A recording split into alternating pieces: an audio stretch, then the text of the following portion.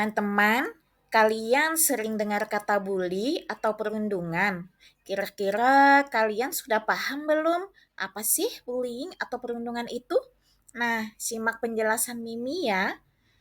Perundungan atau bullying adalah perilaku tidak menyenangkan, baik secara verbal, fisik, ataupun sosial, yang dapat terjadi di dunia nyata ataupun dunia maya, yang membuat seseorang merasa tidak nyaman, sakit hati, dan tertekan, baik dilakukan oleh perorangan atau kelompok. Nah, apa saja yang termasuk ke dalam jenis-jenis perundungan atau bullying? Berikut penjelasannya. Pertama itu fisik, yaitu kekerasan seperti menampar, memukul, mendorong, menggigit, menendang, dan penganiayaan fisik lainnya. Kedua, yaitu perundungan secara verbal, seperti menghina, mengejek, atau pelecehan secara verbal yang ditujukan kepada seseorang.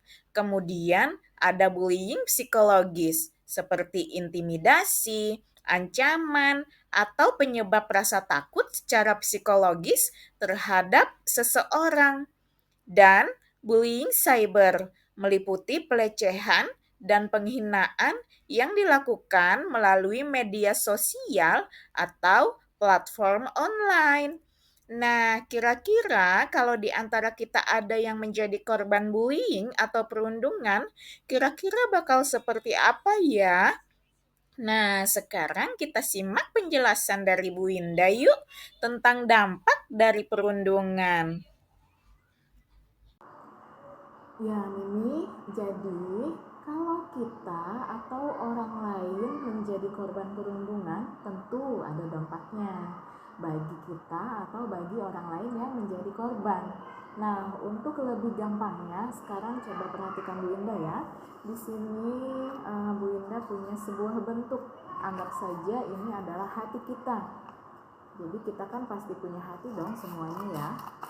Semua manusia itu pasti punya hati. Nah, apa yang terjadi pada hati kita jika kita menjadi korban perundungan atau bully ya? Nah, di sini lihat ada hati. Jika kita menjadi korban perundungan, kira-kira hati kita akan seperti apa? Begitu kan ini ya dampaknya kan? Nah, seperti yang tadi sudah Mimi jelaskan, jenis-jenis perundungan kan ada banyak ya. Ada yang fisik dan non fisik. Terus kemudian ada juga yang kekerasan berupa secara verbal dan non verbal. Nah, sekarang coba contohnya saja yang ada di lingkungan kita ya. Misalnya di kelas, Ibu Linda juga sering dengar nih ada yang ngejek, ada yang ejek-ejekan seperti ini misalnya. Dasar lu item gitu kan, maaf ya, dasar lu item, jangan main sama kita, sono kamu mah item gitu kan. Nah, berarti kan yang menjadi korban itu sakit hatinya. Kalau hatinya sakit, hatinya akan seperti ini nantinya bentuknya. Nah, kemudian ada lagi diejek orang tuanya, dikatain orang tuanya. Kamu bapaknya pendek ya? Maaf ya, kamu bapaknya pendek. Ayo, jangan ditemenin dia bapaknya pendek. Pendek gitu kan dikata-katain. Nah, hatinya juga akan menjadi sakit. Kemudian ada juga yang laki-laki suka jahil ya, suka ngangkat rok temennya, rok temen perempuan. Gimana perasaan perempuannya yang anak perempuan? Malu kan, hatinya juga akan sakit. Berarti akan seperti ini bentuknya. Kemudian ada lagi, misalnya sedang bercanda, ada anak mau duduk, tiba-tiba kursinya ditarik oleh temennya. Kira-kira apa yang terjadi? Jatuh, iya jatuh, dan akhirnya diketawain sama yang lain. Nah, itu juga akan malu, bukan hanya malu tapi juga akan sakit secara fisik.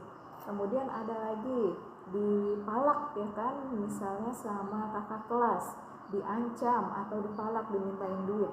Karena hatinya juga akan sakit, takut. Kemudian ada lagi contoh yang lain, misalnya mengolok-olok binatang. Hai lo, maaf ya, monyet, seperti itu kan. Pasti dong sakit hatinya dan seterusnya. Sehingga lihat hatinya akan menjadi hancur seperti ini, bentuknya tidak seperti semula. Nah, gimana cara mengembalikannya? Yaitu dengan cara meminta maaf seperti itu.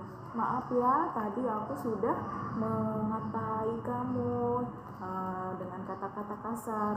Iya, saya maafkan. Dimaafkan, hatinya akan berubah kembali ke bentuk semula. Maaf ya, tadi aku udah narik kursinya sehingga kamu jatuh. Dimaafkan juga. Kemudian maaf ya, tadi aku ngatain kamu pendek, hitam, dimaafkan. Kemudian maaf ya, tadi roknya diangkat sama aku, dimaafkan. Semua itu dimaafkan. Nah, hatinya kembali ke bentuk semula. Namun apa yang terjadi? Lihat, hatinya kalau diperhatikan tidak baik-baik saja, tidak kembali ke bentuk semula. Ya, masih ada apa ini? Goresan-goresan luka yang ada di hatinya. Nah, ini akan berbekas sampai dewasa.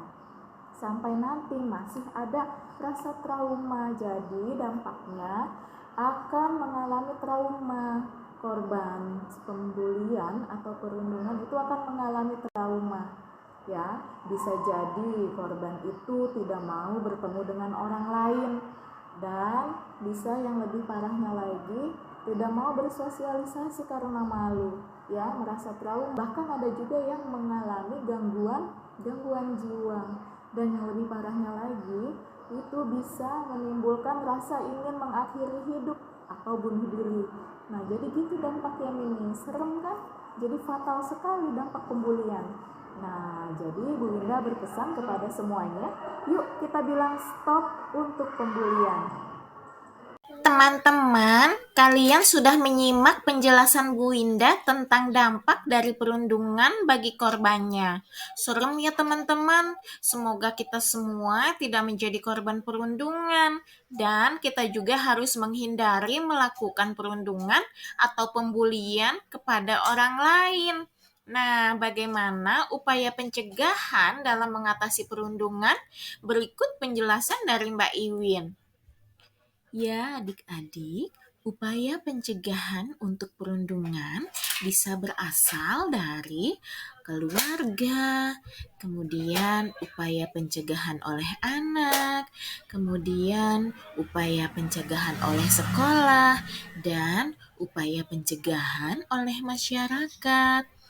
Nah, upaya pencegahan oleh keluarga misalnya dengan membangun komunikasi antara anak dengan orang tua, kemudian menyiapkan anak untuk menghadapi perundungan dengan berkata tidak. Kemudian, memberikan pengertian kepada pelaku perundungan untuk ikut mencegah dan memperkuat peran orang tua dalam mencegah perundungan, baik di rumah maupun di sekolah. Sosialisasi dan advokasi terkait hak anak pada orang tua, kemudian melaporkan kepada sekolah jika anak menjadi korban. Nah, sekarang upaya pencegahan oleh anak seperti saling mendukung satu sama lain, kemudian merangkul teman yang menjadi korban bullying, kemudian ikut serta membuat dan menegakkan aturan sekolah terkait pencegahan bullying, kemudian ikut membantu teman yang menjadi korban, dan memahami juga menerima perbedaan tiap individu di lingkungan sebaya. Sedangkan upaya pencegahan oleh sekolah antara lain adanya layanan pengaduan kekerasan atau media bagi murid untuk melaporkan bullying secara aman dan terjaga kerahasiaannya, memberikan bantuan bagi siswa yang menjadi korban. Pendidik dan tenaga kependidikan memberi keteladanan dengan berperilaku positif dan tanpa kekerasan, bekerja sama dan berkomunikasi aktif antara siswa, orang tua, dan guru. Kemudian, adanya kebijakan anti-bullying yang dibuat bersama dengan siswa dan memastikan sarana prasarana di satuan pendidikan tidak mendorong anak berperilaku bullying. Selanjutnya, upaya pencegahan oleh masyarakat, yaitu seperti mengembangkan perilaku peduli dengan prinsip kepentingan terbaik bagi anak dan semua anak adalah anak kita yang harus dilindungi. Kemudian, bekerja sama dengan satuan pendidikan untuk bersama-sama mengembangkan budaya anti kekerasan. Selanjutnya, bersama-sama dengan satuan pendidikan melakukan pengawasan terhadap kemungkinan munculnya praktik-praktik bullying di lingkungan sekitar satuan pendidikan. Dan bersama dengan satuan pendidikan memberikan bantuan pada siswa yang menjadi korban dengan melibatkan stakeholder terkait. Nah, kita harus ikut bersama-sama ucapkan stop perundungan. Mari serentak bergerak, ciptakan lingkungan yang aman, nyaman, dan menyenangkan bagi anak-anak, baik di sekolah, keluarga, maupun di masyarakat.